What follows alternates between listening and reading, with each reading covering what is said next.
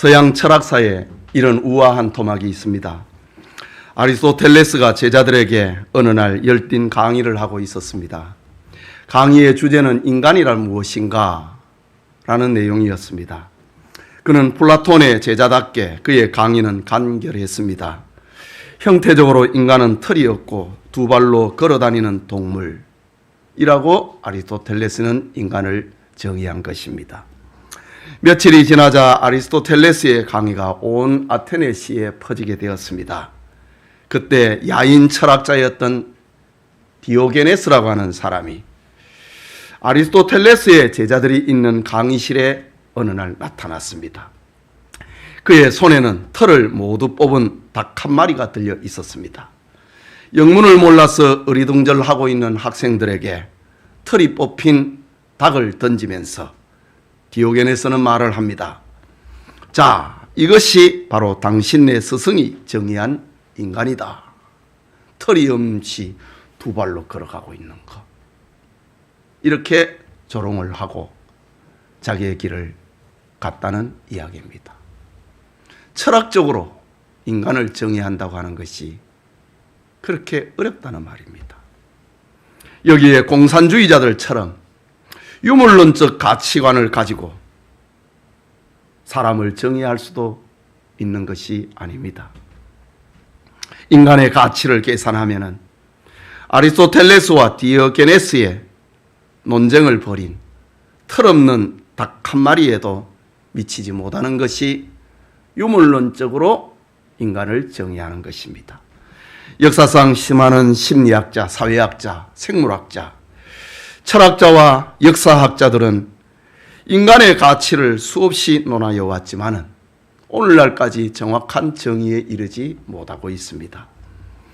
예수님이 사시던 시대에도 마찬가지였습니다. 그들 역시 차갑고 냉정한 정의를 내렸습니다.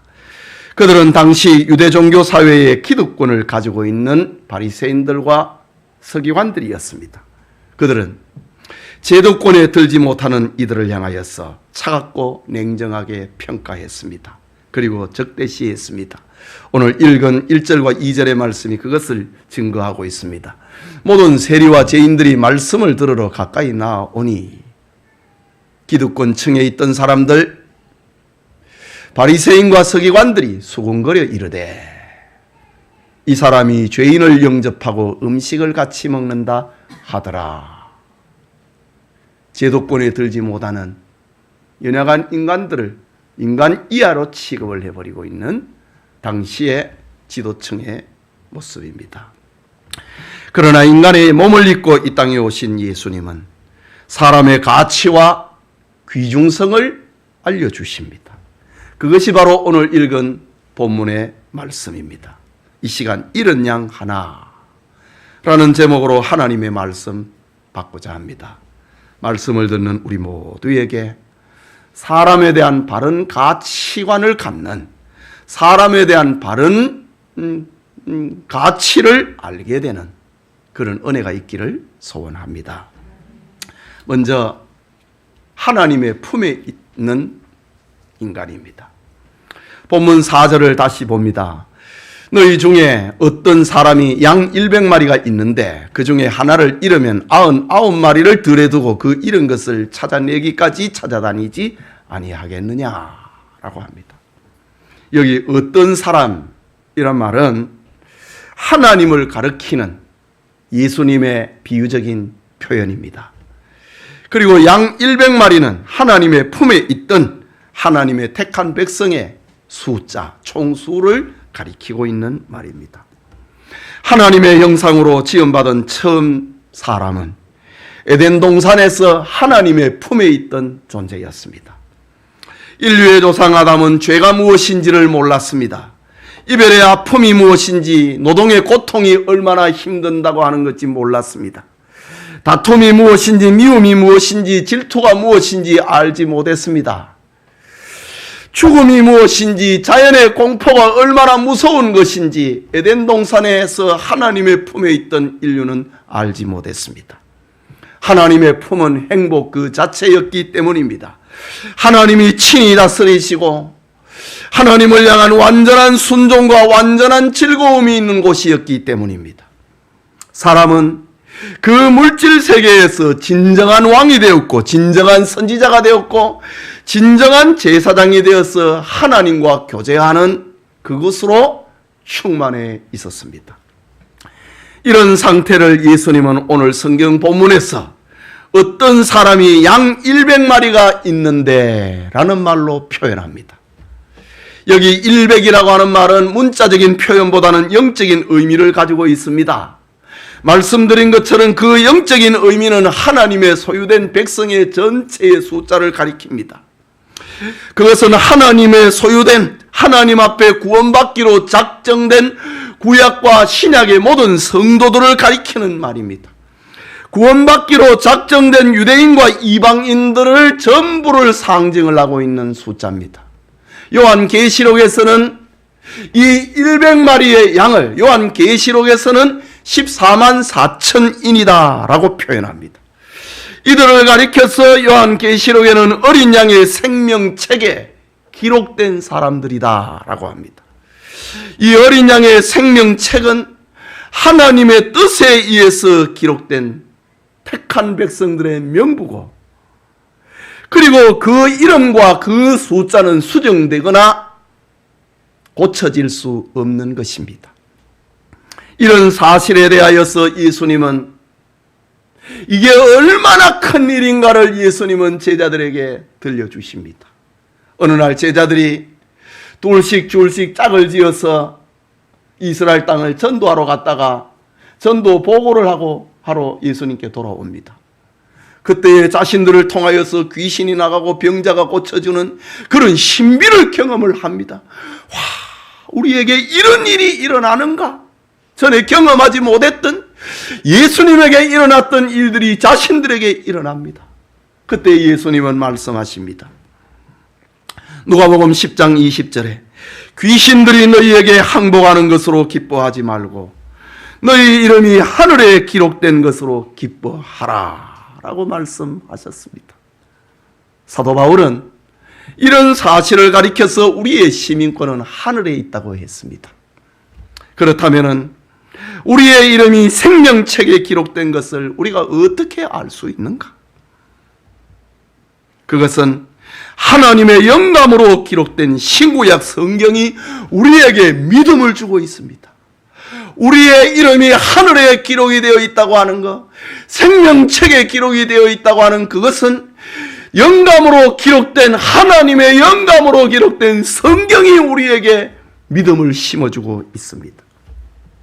성령께서 우리를 진리 가운데로 인도하시고 이 말씀이 믿어지게 하심으로 우리는 이 진리를 알게 됩니다. 성령은 우리로 하여금 이 진리를 믿어지게 하심으로 하나님 앞에 감사의 노래를 부르게 하시고 주님의 몸된 교회를 사랑하게 만듭니다. 성령께서 우리로 하여금 주일이 되면은 교회로 가고 싶은 마음이 생기도록 하십니다. 성령께서 우리로 하여금 이 구원의 복음을 전하고 싶은 마음이 생기도록 하십니다. 이런 일들이 지금 우리의 마음속에 일어나고 있다면 우리는 바로 구원받기로 작정된 하나님의 택한 사람들입니다. 하나님의 생명책에 기록된 사람들입니다. 말씀을 듣는 우리 모두에게 하나님의 말씀이 믿어지게 되는 역사가 언제나 함께 하기를 소원합니다. 둘째로 하나님의 품을 떠난 인간입니다. 오늘 인간의 가치, 인간은 어떤 존재인가? 털 뽑힌 닭 한 마리와 같은 그런 존재인가? 유물론적인 상태로 이야기를 하고 있는 그런 존재인가? 그게 아니라는 거지요. 둘째로 생각하고자 하는 것은 하나님의 품을 떠난 인간이라는 말입니다. 본문 4절을 보면은 너희 중에 어떤 사람이 양 100마리가 있는데 그 중에 하나를 잃으면 또 그 다음에 그 잃은 것을 라고 합니다. 또 6절에는 나의 잃은 양이라고 표현합니다. 여기 잃었다, 이 말은 장소와 위치가 바뀌어버린 상태를 말합니다. 양이 목장이나 우리에서 떠나져 있는 상태를 말합니다. 목자를 떠나고 길을 잃은 상태가 되어버린 것을 오늘 성경에는 잃었다라고 말합니다. 사실 모든 사람은 영혼의 목자이신 하나님을 떠난 존재가 되었습니다. 잃어진 존재가 되었습니다. 사탄의 미혹을 받아 하나님이 금하신 선악과를 먹음으로 하나님과 교제가 단절이 되고 죽음이 찾아왔습니다. 하나님의 품을 떠난 존재가 됐다는 말입니다. 안식과 배부름에서 궁핍한 상태가 되고 말았습니다. 푸른 초장과 쉴만한 물가를 잃어버리고 방황하는 처지가 되어버렸습니다. 밝은 내일을 기대할 수 없는 절망의 상태가 되어버렸습니다. 타락한 인간의 상태가 됐다는 말입니다. 이런 모습을 가리켜서 오늘 성경에 예수님은 잃었다. 잃으면 그 잃은 것, 나의 잃은 양이라고 표현합니다. 이사야 선지자는 우리의 잃은 하나님의 품을 떠난 이런 존재를 가리켜 이사야 선지자는 이사야 53장 6절에 우리는 다 양 같아서 그릇 행하여 각기 제 길로 가버렸다고 합니다. 예레미야 선지자는 50장 6절에 내 백성은 잃어버린 양떼로다. 그들이 산에서 작은 산으로 돌아다니며 쉴 곳을 잊었도다 라고 합니다. 사도 베드로는 우리가 전에는 양같이 길을 잃었더니 하면서 하나님의 품을 떠난 인간의 상태를 이렇게 정의했습니다. 여러분, 모든 사람들은 잃어버린 양입니다. 사람은 모두 죄로 말미암아 영혼의 목자이신 하나님의 품을 떠나버린 잃어버린 양입니다. 죄인된 인간은 영원한 안식과 행복을 탈취당하고만 잃어버린 양입니다. 죄인된 인간은 죽음과 사망의 공포 속에서 살아야 했습니다. 더 충격적인 사실은 사람은 자신의 노력이나 의지로는 이 비극의 상태, 하나님을 품을 떠난 이 상태에서 극복할 수 없는 그런 존재가 되었다는 말입니다. 하나님의 품을 떠난 인간은 자기 스스로의 노력과 의지로는 비극을 극복할 수 없는데 하나님 보시기에 기뻐할 만한 아무런 조건이 없는 그런 상태가 됐습니다. 이런 모습을 다윗은 시편 14편 2절과 3절에 기록하기를 여호와께서 하늘에서 인생을 굽어 살피사 지각이 있어 하나님을 찾는 자가 있는가 보려 하신즉 다 치우쳐 함께 더러운 자가 되고 선을 행하는 자가 없나니 하나도 없도다. 하나님의 품을 떠난 인류를 다윗은 이렇게 정의합니다. 하나님께서 하늘에서 인생을 굽어 살펴보셨다. 하나님을 찾는 자가 있는가 보려 하신 자. 아무도 안 찾더라는 겁니다. 다 치우쳐 함께 더러운 자가 되고 선을 행하는 자가 없으니 하나님을 찾는 것이 선인데 선을 행하는 자가 없으니 하나도 없도다. 다윗은 하나님을 품을 떠난 인간을 그렇게 정의했습니다. 사도 바울은 로마서 3장 23절에 모든 사람이 죄를 범하였음에 하나님의 영광에 이르지 못하더니 모든 사람이라고 했습니다. 로마서 7장 24절에는 오라 나는 곤고한 사람이로다. 이 사망의 몸에서 누가 나를 건져내랴 하면서 탄식하고 괴로워하고 절망했던 것입니다. 그렇습니다. 인류의 조상 아담 안에서 모든 인류는 하나님께 불순종한 원죄를 가지고 있습니다. 뿐만 아니라 우리 스스로 죄를 지었고 또 죄를 지을 수밖에 없는 자범죄를 가진 죄인이 되었습니다. 이런 죄의 문제를 세상의 모든 사람들은 스스로 해결할 자가 없습니다. 하나님을 찾는 자가 있는가 보려 하신즉 다 치우쳤다고 했습니다. 이런 죄의 문제를 세상의 모든 사람들은 스스로 해결할 수가 없습니다. 누군가가 도와주지 아니하면 살 길이 없는 존재, 그것이 하나님의 품을 떠난 인간입니다. 우리의 인생이 여기에서 끝나버리고 만다면 털 뽑힌 닭 한 마리와 다를 바가 없지요. 얼마나 불쌍한 존재입니까? 얼마나 큰 절망입니까? 그런데 우리에게 한 가지 소망이 있습니다. 그것은 우리의 목자이 되신 하나님이 하나님의 품을 떠난 우리를 찾아 나섰다고 하는 것입니다. 셋째로 생각하고자 하는 것은 이런 자를 찾아 나선 예수님입니다. 본문 4절에 너희 중에 어떤 사람이 양 100마리가 있는데 그 중에 하나를 잃으면 99마리를 들에 두고 그 잃은 것을 찾아내기까지 찾아다니지 아니하겠느냐. 당시 어떤 목동들의 정서를 가지고 하나님과 인류의 관계를 예수님은 이렇게 지금 이야기처럼 들려주고 있습니다. 찾아내기까지 찾아다닌다 이거지. 그리고 오전에는 찾아낸다 이거지요. 찾아낸 즉이라고 합니다. 하나님의 품을 떠나 방황한 인생을 위해서, 절망한 인생을 위해서, 삶의 의미를 알지 못하는 인생을 위해서, 죽음의 공포와 두려움 속에서 살아가고 있는 인생을 위해서 하나님의 편에서 이런 양을 찾아 나섰다고 합니다. 찾아내기까지 찾아다니신다고 합니다. 부지런히 찾아다니심을 말합니다. 이유는 우리를 향한 하나님의 사랑 때문입니다. 우리를 향한 하나님의 아가페의 사랑이 찾지 아니하면은, 찾아내지 아니하면 견딜 수가 없는 그 사랑이 이렇게 하십니다. 하나님의 그 사랑은 여러 시대에 여러 모양으로 부지런히 나타났습니다. 때로는 하나님께서 직접 말씀하셨습니다. 아브라함에게 찾아 나오셔서 너는 본토 친척 아비 집을 떠나 내가 네게 지시할 땅으로 가라고 했습니다. 때로는 하나님께서 자신의 사자를 보내어 가지고 말씀하십니다.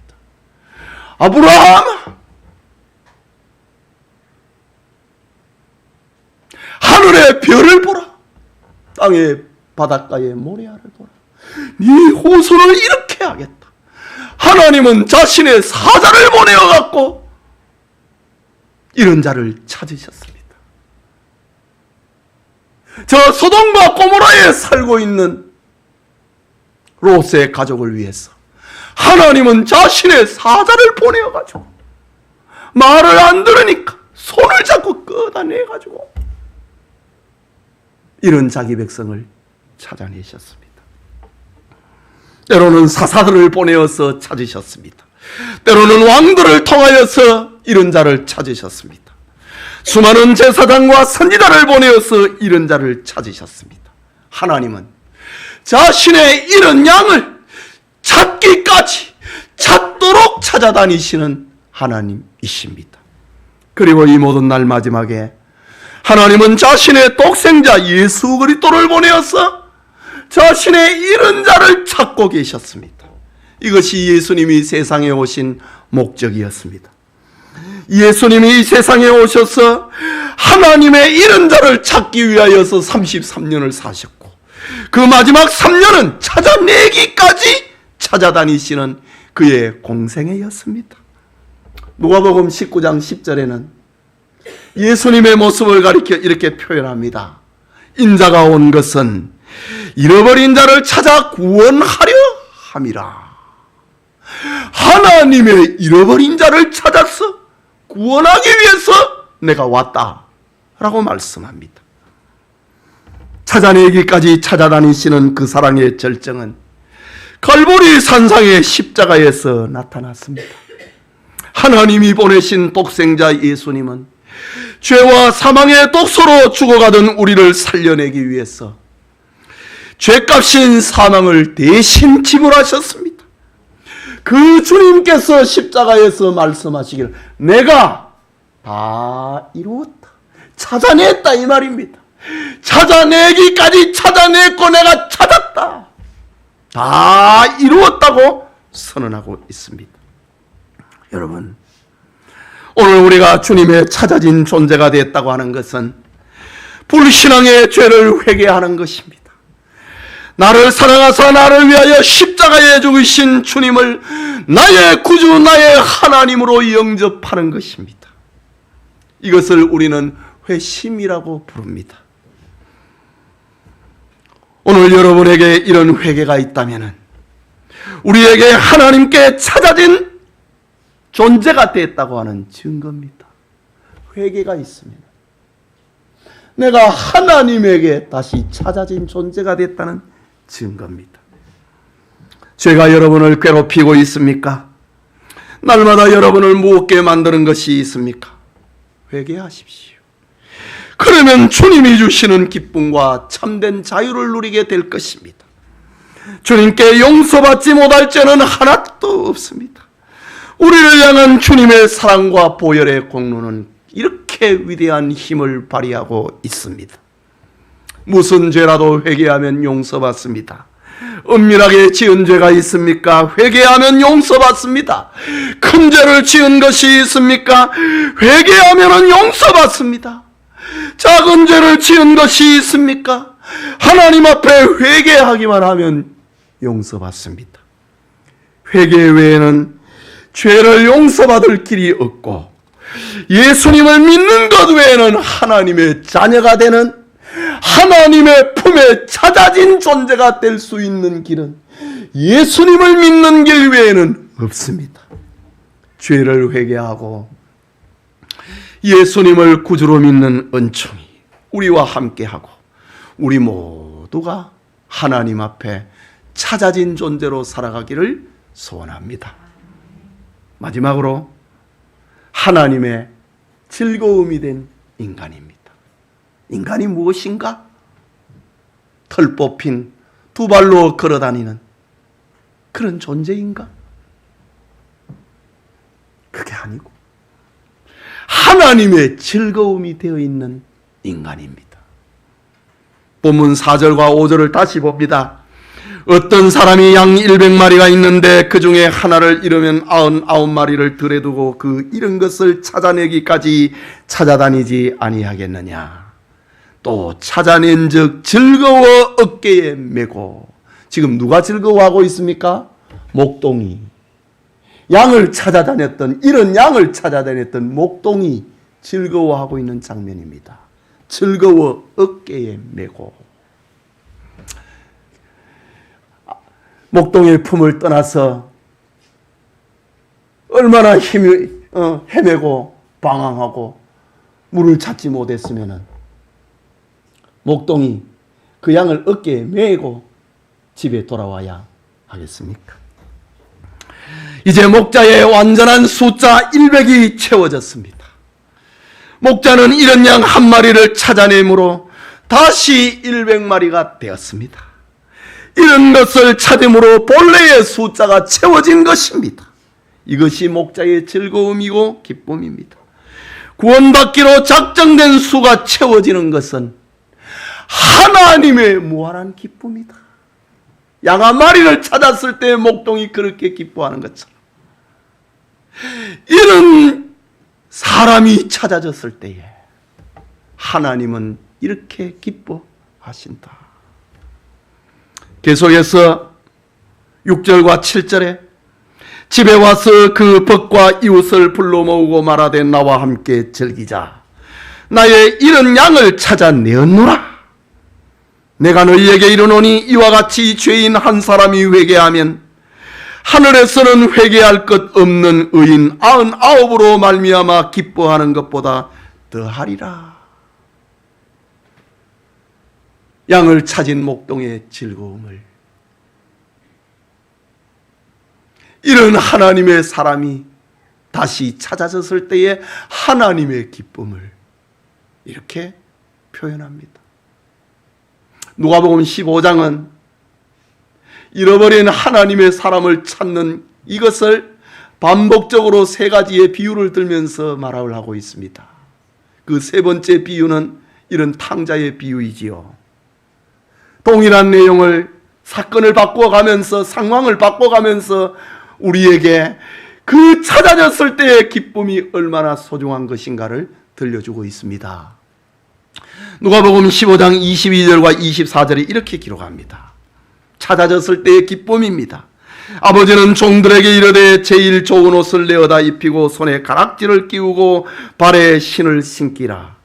그리고 살찐 송아지를 끌어다가 잡으라. 우리가 먹고 즐기자.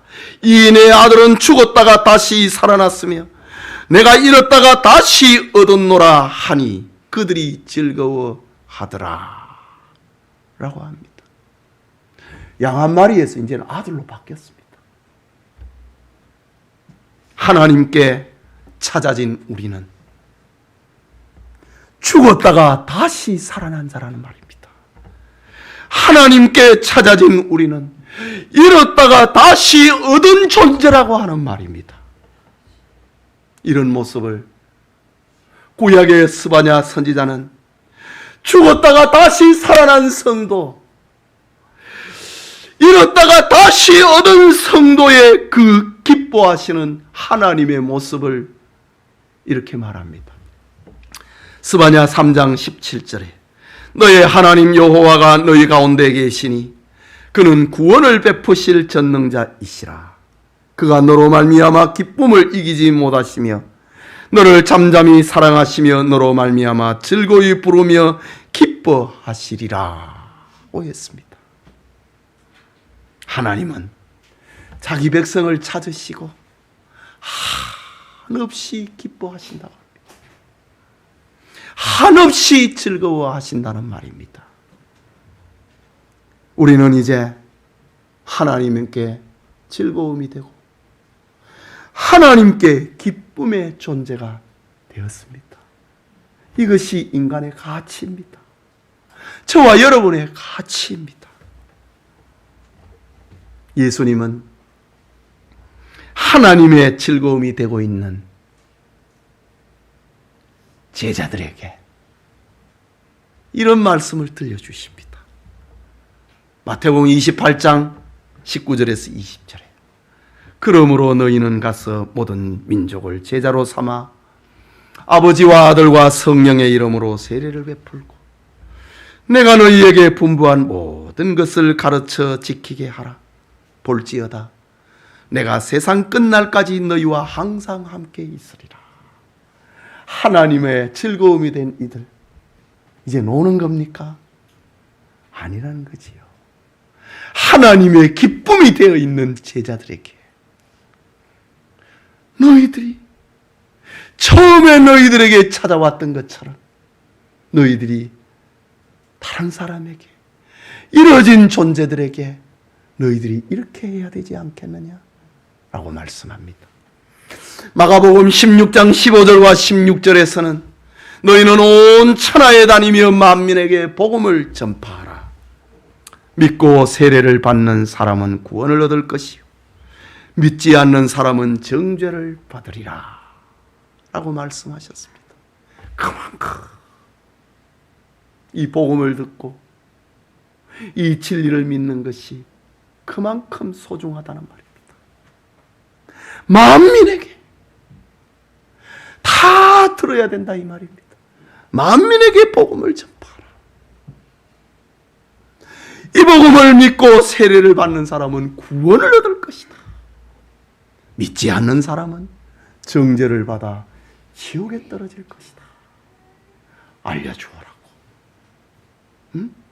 하나님 앞에 즐거움이 되어 있는 제자들에게, 하나님의 기쁨이 되어 있는 제자들에게, 인간의 가치가 무엇인가를 알게 된 제자들에게 알려주어라. 다른 사람에게 또 알려주어라. 이 복음을 믿는 사람은, 이 복음을 믿고 세례를 받는 사람은 구원을 얻을 것이고, 이 복음을 믿지 아니하는 사람은 정죄를 받아 지옥에 갈 것이다. 주님은 그렇게 말씀하고 계십니다. 사랑하는 성도 여러분, 이 시간 우리는 이런 양 하나라고 하는 제목으로 하나님의 말씀을 받았습니다. 여러분은 누구이고 어떤 존재입니까? 차가운 생물학적인 존재입니까? 아니면 막연한 철학적 존재입니까? 아니면 공산주의자들처럼 유물론적인 존재로 사람을 말합니까? 아닙니다. 우리는 하나님의 형상으로 지음을 받아 하나님의 품에 있던 소중한 존재입니다. 우리는 죄와 사망의 독소로 말미암아 이런 존재였지만은 찾아내기까지 찾아다니시는 하나님의 사랑의 대상이 된 존재입니다.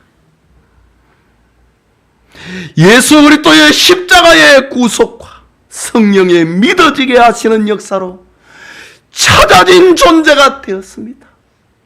마침내 우리는 하나님의 기쁨과 하나님의 즐거움이 된 존재가 되었습니다. 이것을 깨달은 인생은 행복합니다. 이것을 깨닫지 못한 인생은 삶의 의미를 모르고 살고 있습니다. 하나님의 품은 인생의 참된 행복입니다. 사실 목자와 양은 떨어질 수 없는 관계인 것처럼 하나님과 사람이 분리되면 인간은 절대로 행복해질 수가 없습니다. 하나님은 인간의 구원과 인간의 행복을 위해서 예수 그리스도를 세상에 보내서 자신의 잃은 양을 찾아내기까지 찾아다니신 것입니다. 하나님이 우리를 위하시면은 누가 우리를 대적할 수가 있겠습니까? 누가 능히 하나님의 택하신 자를 죄인이다, 지옥 가야 된다 라고 정죄할 수가 있겠습니까? 누가 우리를 그리스도의 사랑 안에 있는 하나님의 그 사랑에서 우리를 끊을 수가 있겠습니까? 환난이나 공고나 핍박이나 기근이나 적신이나 위험이나 칼이라 할지라도 하나님의 그 사랑에서 우리를 끊을 자가 없습니다. 병 때문에 하나님 앞에 끊어지지 않습니다. 아무리 가난하다고 해서 하나님의 그 사랑에서 우리는 끊어지지 않습니다. 찾도록 찾아내시는 하나님의 그 사랑이 그렇게 우리를 위하고 있습니다. 지금 우리의 이웃과 친척과 친구들 가운데 이런 하나님의 양이 있습니다. 여러분의 가까운 곳에도 있고 적당한 거리에도 멀리 있는 곳에도 있습니다. 이런 양은 자신이 어떤 존재인지, 얼마나 소중한 가치를 가지고 있는 존재인지 알지 못하고 지금도 헤매고 살고 있습니다. 죽음은 그뿐이지. 이런 어리석음 가운데 사는 이는 또 얼마나 많습니까? 하나님의 사랑이 우리에게 일어났던 것처럼 이제 그들을 위해서 하나님의 사랑이 우리를 보내고 있습니다. 축복의 가을에 이런 양을 찾아내기까지 찾아다니시는 주님의 사랑의 전령이 될 수 있기를 소원합니다. 찾아내기까지 찾아다니시는 주님의 심장이 되어서 이런 양 하나를 주님의 집으로 데려오는 충성스러운 일꾼이 다 되시기를 소원합니다. 우리 같이 기도합시다. 우리 가을에 이런 양 찾기 운동을 하는데 여러분, 이거는 구호로 가지고 되는 거 아닙니다. 구호로 가지고 되는 게 아닙니다. 이 하나님의 사랑을 우리가 체험할 때에, 우리가 깨달아질 때에 마치 물이 100도가 되면 팔팔팔 끓고 수증기를 내는 것처럼 우리가 하나님의 사랑을 깨달아지면, 하나님의 그 사랑의 가치를 우리가 알게 되면 우리는 가만히 있을 수가 없는 겁니다. 예, 이것이 태신자를 작성을 하고 기도를 부탁을 하고 전도하는 겁니다. 절대로 구호가 아니고 하나님의 그 사랑이 우리로 하여금, 우리에게 지난날 그랬던 것처럼 우리로 하여금 잃어버린 하나님의 사람을 찾는데 우리가 쓰임을 받는다고 하는 사실입니다. 중요한 것은 내가 지금 그 사랑이 감동하고 있는가. 우리 전도주의 책임 지키면서 제가 말씀드렸지요. 전도라고 하는 것은 내가 믿고 있는 그 하나님 신앙이 진실인가, 내가 그 사랑에, 이 사랑에 감동이 되어 있는가, 내가 이 사랑에 지금 끌고 있는가, 그것을 확인하는 것이 전도라고 했습니다. 지옥 가는 이웃이, 지옥 가는 내 고륙 형제가 정말 불쌍한가, 불쌍히 여기고 있는가, 그것을 확인하는 것이 전도라고 했습니다. 찾도록 찾아다니시는 주님의 마음을 품는 우리가 되기 위해서, 내가 그것을 알고 내가 이 행복을 누리고 있다면, 물이 끓고 있다면 수증기를 내놔야 됩니다. 우리 같이 기도합시다.